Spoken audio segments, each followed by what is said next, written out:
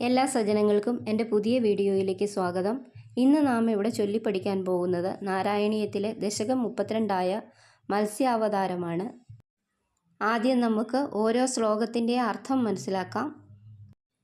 പണ്ട് 6-ാം മന്വന്തരത്തിൻ്റെ അവസാനത്തിൽ നടന്ന പ്രളയകാലത്ത് ബ്രഹ്മാവ് ഉറങ്ങാൻ കിടന്നപ്പോൾ മഹാനായ ഹയഗ്രീവൻ എന്ന അസുരൻ അദ്ദേഹത്തിൻ്റെ വായിൽ നിന്ന് വേദങ്ങൾ മോഷ്ടിച്ചു. അവ പുനഃസ്ഥാപിക്കുന്നതിനായി ഭഗവാൻ ഒരു മത്സ്യമായി അവതാരമെടുക്കാൻ തീരുമാനിച്ചു. ഇതാണ് 1-ാം ശ്ലോകത്തിൻ്റെ അർത്ഥം. ആ സമയത്ത് ദ്രമിളയുടെ ഭർത്താവായ സത്യവ്രതൻ എന്ന രാജാവ് നദിയിൽ തർപ്പണം ചെയ്തുകൊണ്ടിരിക്കുകയായിരുന്നു. അപ്പോൾ അദ്ദേഹത്തിൻ്റെ കൂട്ടിപ്പിടിച്ച കൈകളിൽ തിളങ്ങുന്ന ഒരു ചെറിയ മത്സ്യമായി ഭഗവാൻ പ്രത്യക്ഷപ്പെട്ടു.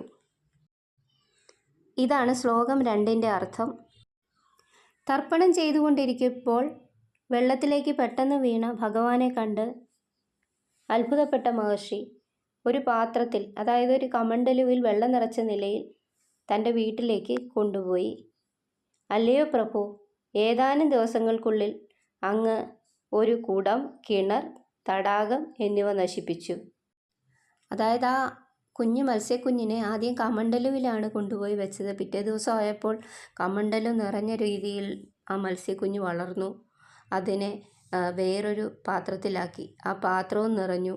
അങ്ങനെ കിണറിലാക്കി, കിണറിൽ നിറഞ്ഞു. കുളത്തിലാക്കി, അതും നിറഞ്ഞു. ഇതാണ് ഈ പറയുന്നത്. മത്സ്യം വളരെയധികം വലിപ്പം വയ്ക്കുകയുണ്ടായി. ഇതാണ് 3-ാം ശ്ലോകത്തിൽ പറയുന്നത്.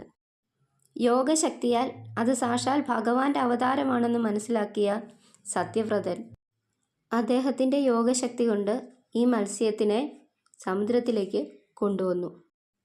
ഈ സമുദ്രവും തനിക്ക് പോരാതെ വരുമെന്നറിയിച്ച മത്സ്യ അവതാരത്തിനോട് എന്തുകൊണ്ടാണ് ഭഗവാൻ മത്സ്യത്തിൻ്റെ രൂപത്തിൽ പ്രത്യക്ഷനായതെന്ന് അന്വേഷിച്ച ഭക്തനായ സത്യവ്രതനോട് 7 ദിവസം കഴിയുമ്പോൾ പ്രളയമുണ്ടായി ഈ പ്രപഞ്ചത്തെ മുഴുവൻ മുക്കി സൃഷ്ടിയുടെ ലയനത്തിനായി സമർപ്പിക്കും, അതുവരെ കാത്തിരിക്കാനായിട്ട് അറിയിച്ചു. ഇതാണ് 4-ാം ശ്ലോകത്തിൻ്റെ അർത്ഥം. ഭഗവാൻ വാഗ്ദാനം ചെയ്തതുപോലെ 7-ാം ദിവസം മഴ പെയ്തു ഭൂമി മുഴുവൻ വെള്ളപ്പൊക്കത്തിൽ മുങ്ങി. സത്യവ്രതൻ സപ്തർഷികളോടൊപ്പം അതിരുകളില്ലാത്ത വെള്ളത്തിൽ ആടിയുലഞ്ഞു. അങ്ങനെ ഭഗവാനിൽ അഭയം പ്രാപിച്ചു. ഇതാണ് 5-ാം ശ്ലോകത്തിൻ്റെ അർത്ഥം. എപ്പോഴും ഭഗവാനോട് അനുസരണയുള്ള ഭൂമിദേവി വള്ളത്തിൻ്റെ രൂപത്തിൽ ഭഗവാന്റെ കൽപ്പനപ്രകാരം അടുത്തു വന്നു. ഇവരെല്ലാവരും അതിൽ കയറി. വള്ളത്തിൻ്റെ വിറയൽ കണ്ടവർ ഭയന്നപ്പോൾ ഭഗവാൻ വീണ്ടും സമുദ്രത്തിൽ ഒരു വലിയ മത്സ്യത്തിൻ്റെ രൂപത്തിൽ പ്രത്യക്ഷപ്പെട്ടു. ഇതാണ് 6-ാം ശ്ലോകത്തിൻ്റെ അർത്ഥം.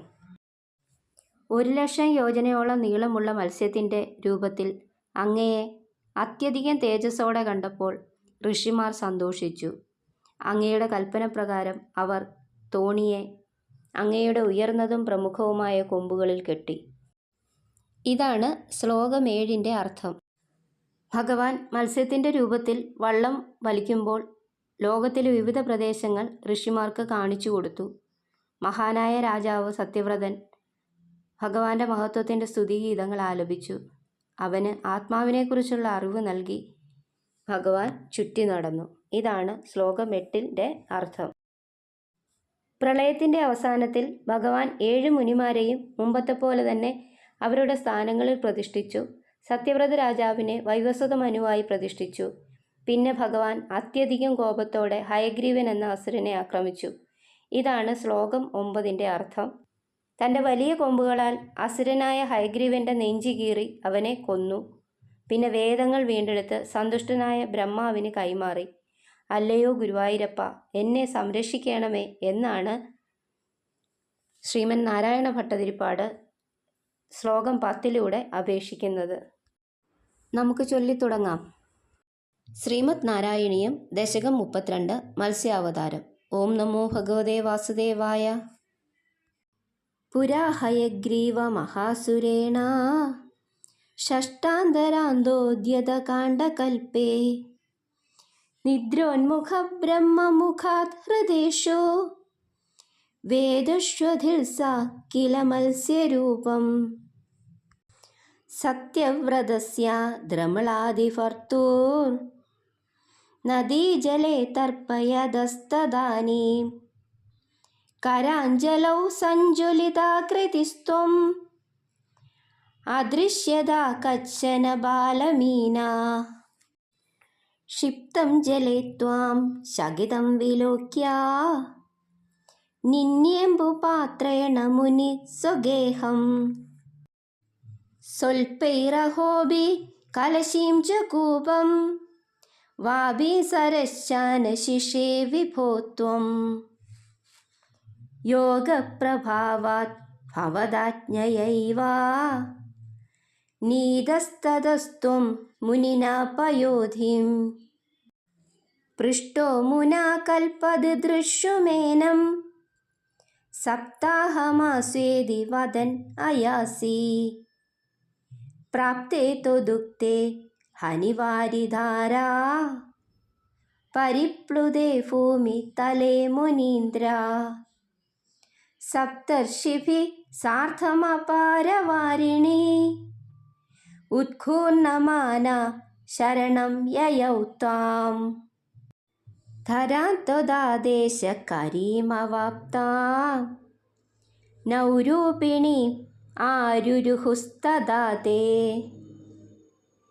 तत्कम्बकम्ब्रेषु च तेषु भूया त्वमम्बुधेराविरभूर्महीयान् नारायण नारायण नारायण नारायण नारायण नारायण नारायण सत्यनारायण नारायण नारायण नित्यनारायण नारायण नारायण छर्षाकृतिं योजनलक्षदीर्घां ददानमुच्चैस्तरतेजसं त्वाम् निरीक्ष्य तुष्टा मुनयस्त्वदुक्त्या त्वदुङ्गशृङ्गे तरणीं बबन्धु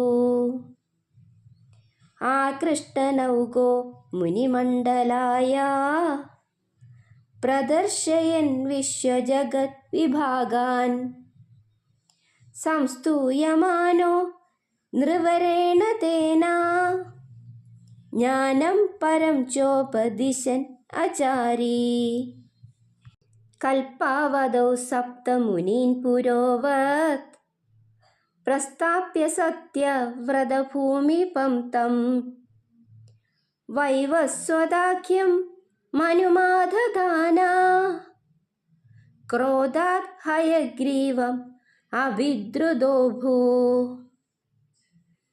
सोदुङ्गशृङ्गा शतवर्षं तं निपात्य दैत्यं निगमान् गृहीत्वा विरिञ्चये प्रीत हृदे ददाना प्रभञ्जनागारपदे प्रपाया श्रीहरिये नमः.